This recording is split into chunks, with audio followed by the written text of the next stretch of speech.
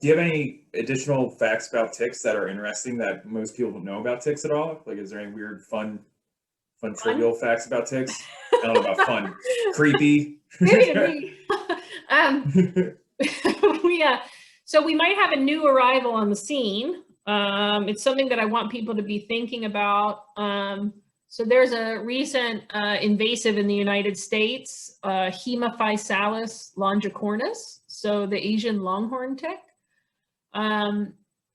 It had made a couple unsuccessful entries before, but in the last few years, people have realized that there are some established populations here.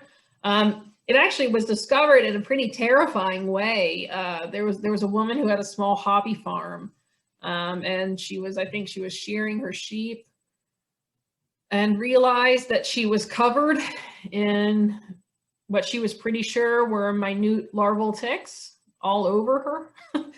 And she got in her car and drove to the local extension office and walked in and said, "What is this?" And fortunately had a very brave and savvy extension officer who took samples, and they realized that this was the Asian longhorn tick, which it's been intercepted a few times by aphids coming in on livestock, but they didn't think that it ever made a successful introduction. And so then subsequently, everybody started looking more closely in the areas where they suspected it might have spread from, and it turns out that it had spread, and it is spreading.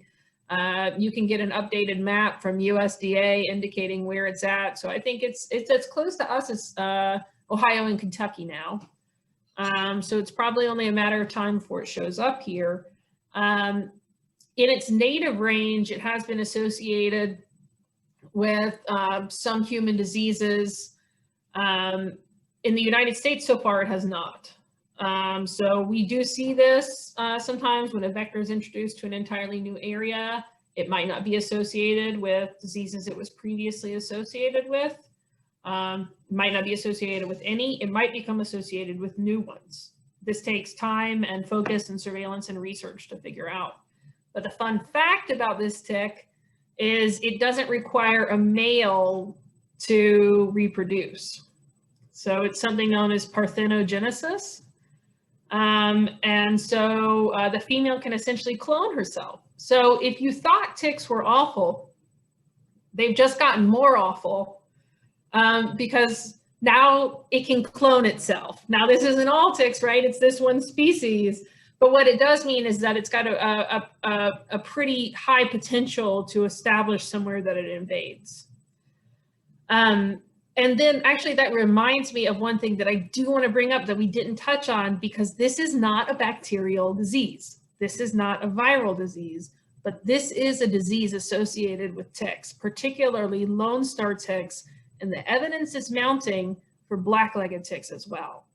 And this is really important to hunters because it's an allergy to mammal meat that's elicited by the bite of the Lone Star tick.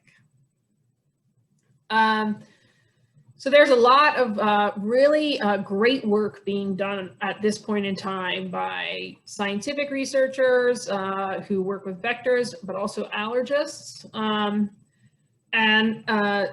This is called AlphaGal allergy or AlphaGal syndrome.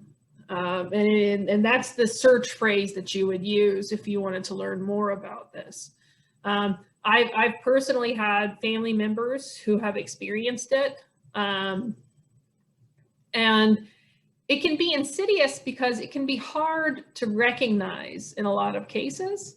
So essentially what happens is the tick will bite you, and it's not transmitting a pathogen to our knowledge. It's not transmitting anything. The thought at this point is that it might be something in the gut of the tick that our body is having some type of cross reaction to.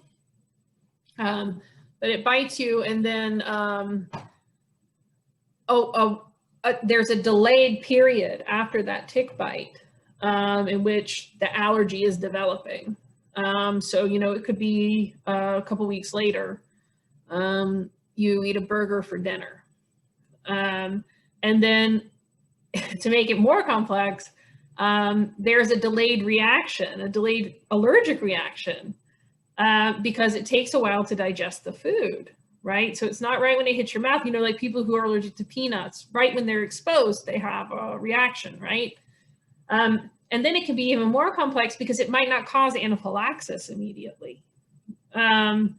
So you could eat that burger and then you're laying in bed 5 hours later and just have really terrible indigestion and just feel really bad. And you're thinking, oh, maybe that burger wasn't too good. Maybe there's something going on there. But it actually turns out that you've got a really mild allergy to mammal meat. I recently helped somebody here in Illinois realize that they might, just talking to them, I was just telling them about AlphaGal and they went, whoa, this sounds kind of weird. Like, I've been having really vague, non-specific indigestion for a year, and I just thought I was getting old, right? And they ended up going to an allergist because fortunately there is a human test for this. So they went to an allergist and said, hey, I think I might have that mammal meat allergy. And the allergist gave them a panel, and they did. So they do have AlphaGal. And so at that point, the only option, and this is one reason why I think it really matters, one of the reasons it matters to hunters, is at that point, their option really was to stop eating mammal meat and mammal products. But then, all these really distressing symptoms were alleviated. There can be hope, though. For some people, they seem to go into an apparent remission. But it's a really serious condition because in some cases it can progress to anaphylaxis, which is quite deadly, requires an immediate ER visit or an epinephrine pen. My relatives who have experienced it carried an epinephrine pen with them, an epi injector that was prescribed by a doctor. So, and I think it's important for hunters to understand because, conventionally, a lot of us, I think, who are familiar with the ticks, think of Lone Star ticks as kind of more of a nuisance than anything else. I mean, there are some bacterial disease agents they can transmit, but ehrlichiosis, for instance, which is much more severe in dogs,